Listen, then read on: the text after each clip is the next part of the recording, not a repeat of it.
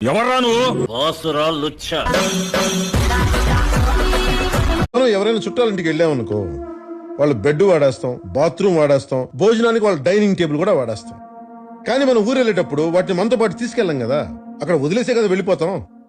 అలాగే భూమి మీదకి వచ్చిన ప్రతి మనిషి గెస్టే.